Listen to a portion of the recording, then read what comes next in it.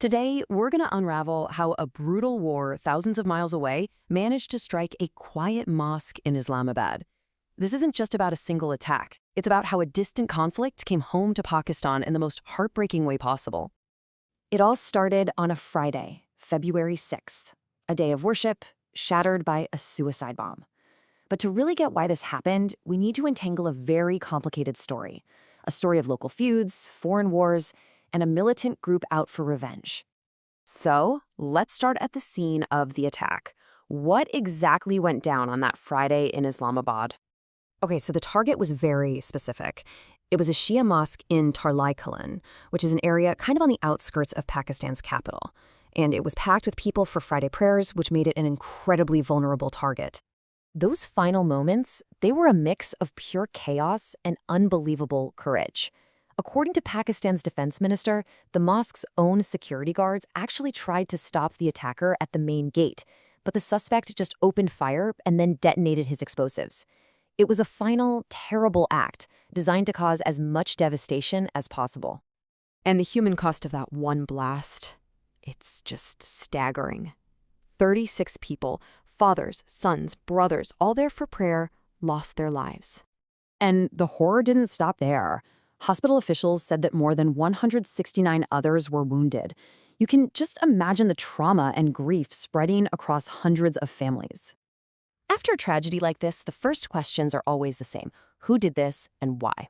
Well, it didn't take long for a group to claim responsibility, and with that claim, we got the first clues to a much bigger story. The claim came out pretty fast, right through the group's official channels. The ones behind it? The Islamic State Khorasan Province, or as you'll often hear it called, ISKP, a name that's become linked with some of the most brutal attacks in the region. So for anyone who doesn't know, ISKP is basically the regional branch of ISIS. They operate all across Central and South Asia, and they have this long, bloody track record of specifically going after minority groups, especially Shia Muslims. And here it is. This is the absolute key to understanding everything. ISKP didn't just claim the attack, they gave a very specific reason. They used the word revenge. This tells us it wasn't just random violence. It was direct retaliation that connects this bombing in Islamabad all the way back to the war in Syria. And that connection is the next layer of this story. How on earth could a war raging in the Middle East have such a deadly, direct impact in the capital city of Pakistan? The entire motive that ISKP gave hangs on this one name. So you gotta ask, what is the Zainabiyun Brigade? Well, its history is pretty fascinating. It actually started as a local Pakistani Shia militia called Sitpa-e-Muhammad, or SMP. After Pakistan banned the group, it sort of went underground, allegedly with help from Iran. Then, fast forward to 2012, when the war in Syria is really heating up, thousands of these guys were sent over to fight against ISIS.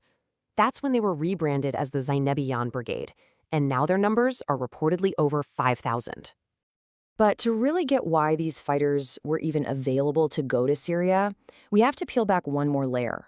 We have to look at the local history that created this now global fight. See, the Zainabiyun Brigade didn't just pop up out of thin air. The fighters who ended up in Syria were basically forged in a violent, decades-long sectarian conflict that was tearing Pakistan apart long before the Syrian war even started. And this conflict had really deep roots. On one side, you had these anti-Shia extremist groups like Sepah-e-Sahaba. And then, in direct response, you had the pro-Shia Sepah-e-Mohammed form as a retaliatory force. This just lit a match on a brutal, tit-for-tat cycle of violence that plagued the country for years. And that, right there, is the connection that explains everything.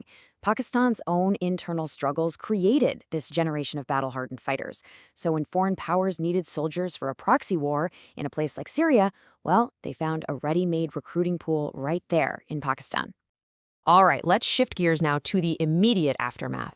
Because, like you often see, the explosion was followed by this chaotic storm of accusations and everybody pointing fingers at each other. The Pakistani government was the first to blame someone, and they pointed directly at their neighbor. The information minister basically said, look, the attacker trained in Afghanistan, and we will not let these attacks happen from Afghan soil. A pretty stark warning. Well, Afghanistan's Taliban government fired right back. Their spokesperson called the claims irresponsible and pretty much turned it around, saying Pakistan should maybe look at its own security problems instead of just blaming other countries. But maybe the most explosive accusation came from inside Pakistan itself. A retired army major, Adil Raja, made this absolutely stunning claim that the state's intelligence agencies aren't even fighting terrorism, but are actually managing it like a strategic business, and even suggested they were working with groups like ISKP. And just to give you some context for how much this shocked the country, while the 2008 Marriott hotel bombing is still the deadliest attack in the capital's history, this mosque bombing is right up there as one of the absolute worst the city has ever had to face. A horrific echo of a violent past. So all this leaves us with a really difficult question. You've got these deep-seated local hatreds that end up fueling foreign wars, and then those wars boomerang right back to Pakistan in the form of these revenge attacks. And on top of that, you have these really serious accusations about the state itself being involved. So when you look at this tangled, violent web, you have to wonder, can Pakistan ever really break this cycle?